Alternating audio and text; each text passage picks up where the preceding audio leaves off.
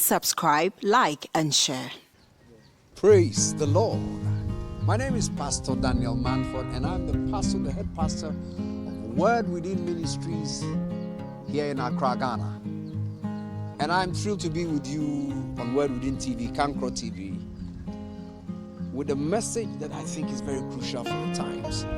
A couple of years back, about 5 years back, I had a dream. The dream was so vivid, it was so real, and it was powerful. And in the dream, I saw lots of people, white people, in trucks, big truck, articulated trucks, plenty of them, with some blacks in it, coming down from the Sahara, across the Sahara, down into Africa and to Ghana particularly.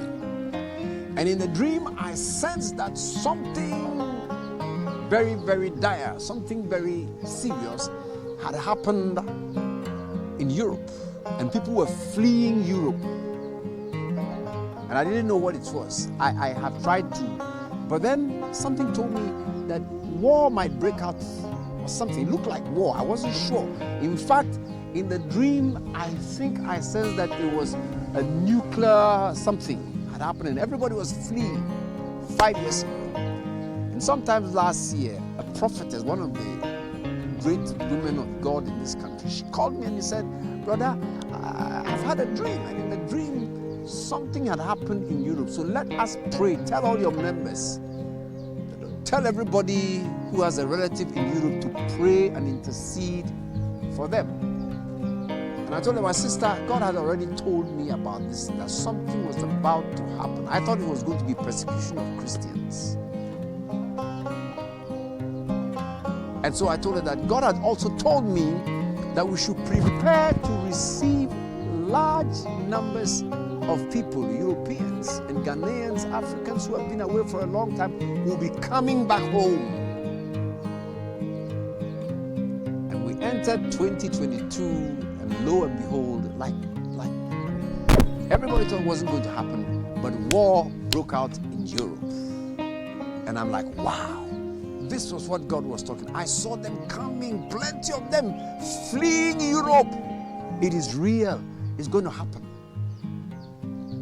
So I got in touch with you for two things. We ought to pray. We really need to get on our knees and begin to praise. This Ukraine-Russia war is not a joke.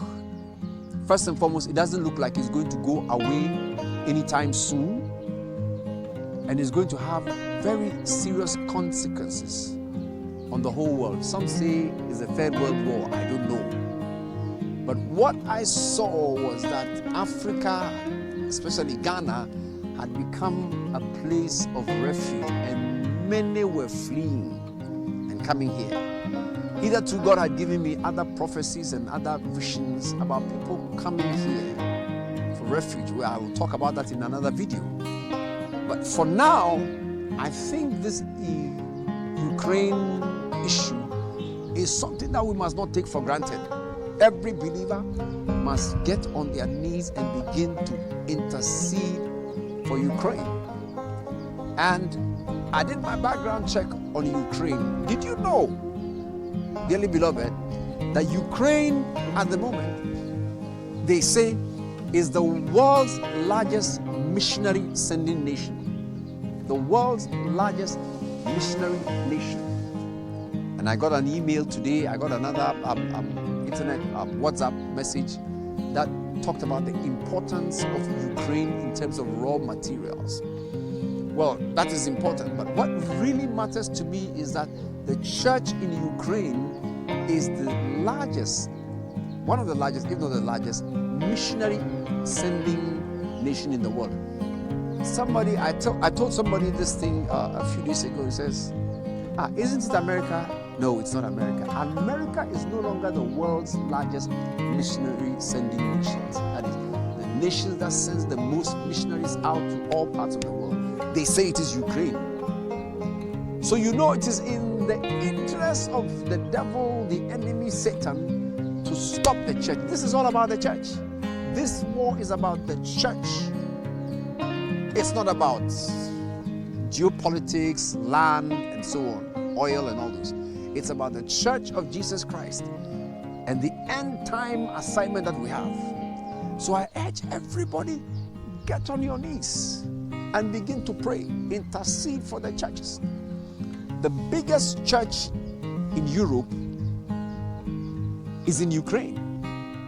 That is the church that is run, it is run by an African, Pastor Sunday Adelaja. And that church is closed down now. So you can imagine what we are talking about. And aside from Pastor Sunday, there are so many other churches that are doing so well in Ukraine. A lot of American churches are based in Ukraine. And the enemy is afraid because for 70 years under the communists, they clamped down on Christianity. And when the Soviet Union fell, Christianity began to rise a bit until the current leadership under President Putin clamped down on churches and Christianity in Russia. And this is why the Russian government is afraid of Ukraine. I want you to pray and possibly fast and ask God for wisdom and direction on the subject of Ukraine and especially the church in Ukraine. Ask God for something you can do, whatever. I heard the other day that some Nigerians, about 20,000 Nigerians, say they are going to Ukraine to fight them. And somebody asked, have you finished fighting with Boko Haram and you are going to fight Ukraine? No. Before going to join the war, there are practical things we must do, not only for our brothers in Ukraine, African brothers, but even for the Ukrainian people. There are practical things. We have to mobilize money, we have to mobilize food and send it to them because of the church in Ukraine. But if you can't do anything at all, one of the things I urge us all to think about doing is to pray. I want every pastor who gets this message, reads it, like it, send it to somebody else, to get people praying. Every Sunday, raise a prayer, raise a voice to the throne of grace on behalf of Ukraine. Pray for President Volodymyr Zelensky and his cabinet, that God will give them the wisdom and the peace of mind and heart to be able to lead this nation at this very crucial moment of world history. Pray also that it does not spread to the rest of Europe. Pray about the nuclear threat, because if it becomes a nuclear war, nobody is safe. It will be very dangerous. I'll be with you again. God bless you, and take this message seriously. Amen. Thanks for watching.